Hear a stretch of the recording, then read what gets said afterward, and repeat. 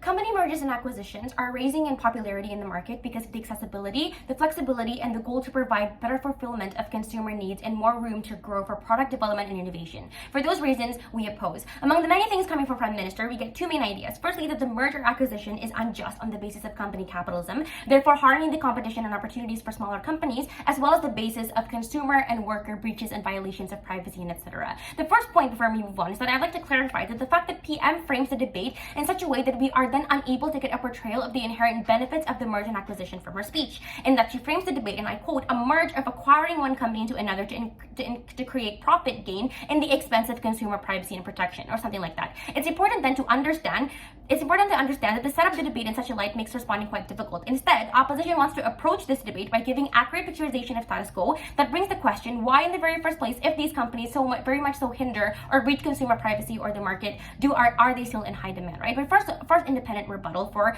PM. Panel, do you notice exactly that because the focus is on the consumer, do we love the ideas of mergers and acquisition? PM told you about investors investing in these companies, which then makes them be able to jack the prices down. And that in many cases, the mergers are beneficial for the consumer, allowing the company to provide their products with better value due to cost cutting. When you have companies like Gojek or Tokopedia, who are starting off as very popular companies with millions of consumers and users all over the country, logically, of course, with the consumers already there, the next step is to advance and think, what more can we do to increase the standard of the market?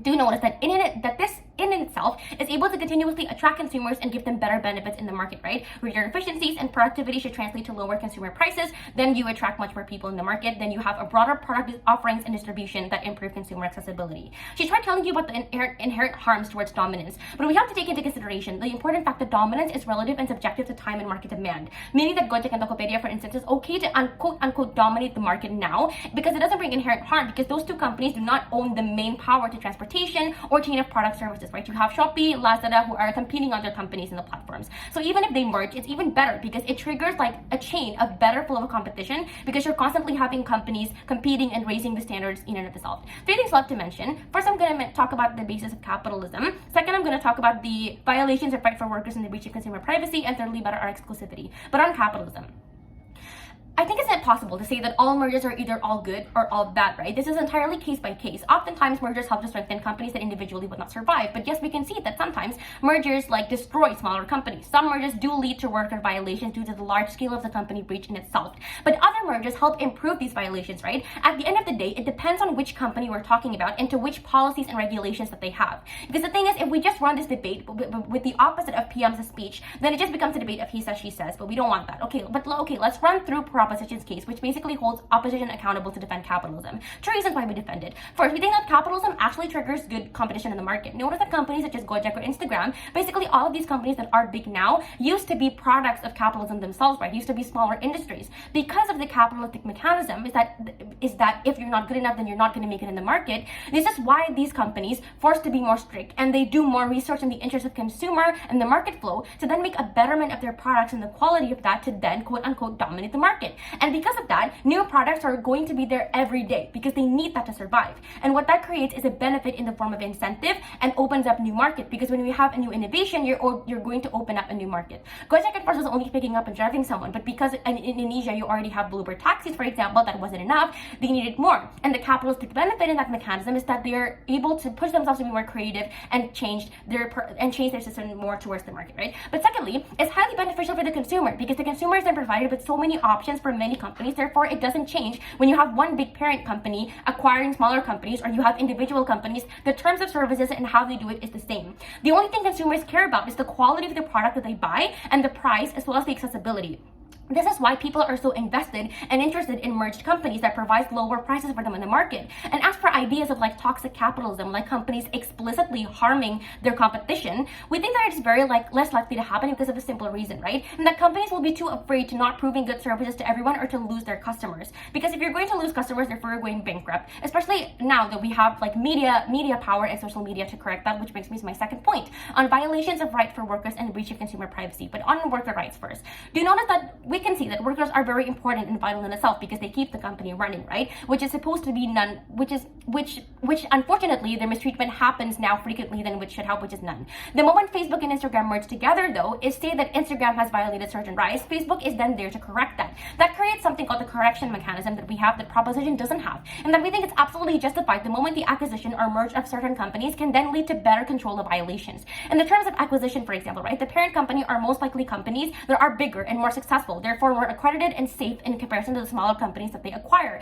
So then what that creates is that these smaller companies can benefit from bigger companies because you get a direct copy and paste of their marketing strategies, of the way they run their business and whatever, because they are more accredited. Most likely they will have better policies and regulations in place to monitor the run of the family company as well as a whole. But I've already pointed out to you that we have social media and media power is a thing. Surely when in the worst case these companies do perform a violation of worker rights or whatever, the media is there to either correct them, and if they fail, then you are then boycotted. We think if at the very first place these companies perform violations of workers and consumer privacy and gets called out but nothing gets fixed, then that ultimately is better for the market anyway, right? Because then a new spot opens up in the market for another company to fit into. Both scenarios are fine. But on the breaches of privacy, panel, we think that from the very beginning, people just don't care to read the terms and services when you download any app, regardless if they are long or not. So I don't get why PM decided to mention this from the very beginning. But notice that when security breaches happen, the selling of consumer data it happens anyway, right? Regardless if they're acquisitions or mergers or not. For example, Instagram used to have continuous problems with consumer privacy before they merged with Facebook. After they merged together, the trigger chain of the market that I mentioned to you earlier allows them to constantly be in check with each other and improve each quality in itself.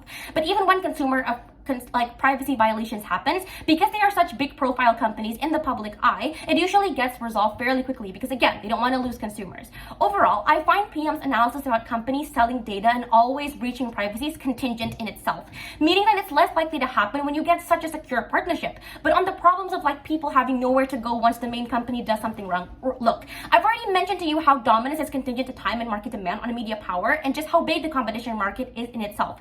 However, pointing out that if you absolutely don't want companies' acquisitions or mergers, then you are never going to get Instagram the way Instagram is so secure today. Comparatively, we think even with the risk violations of price and etc., which is always there, it's better to have solid powers in the market fulfilling consumer demands in comparison to individual companies trying to grow on their own that hinders growth and progress as well as the creativity in the market in itself. But lastly, I want to talk about the growth and creativity, which is something that is exclusive in our site, right? Something that we are so proud to champion is the fact that mergers and acquisitions are able to provide so many companies chances and incentive to grow. For example, when companies merge, accessing funds or valuable assets for new development becomes so much easier, and for acquisitions, smaller companies who weren't able to access that is now able to. It also brings major diversification of products, services, and long-term prospects of your business. Because when companies merge or acquire others, both the companies that are in the transaction and companies that are external to that are then forced and incentivized to become more creative, to grow and progress to keep up in the market, as well to improve their services for future consumers.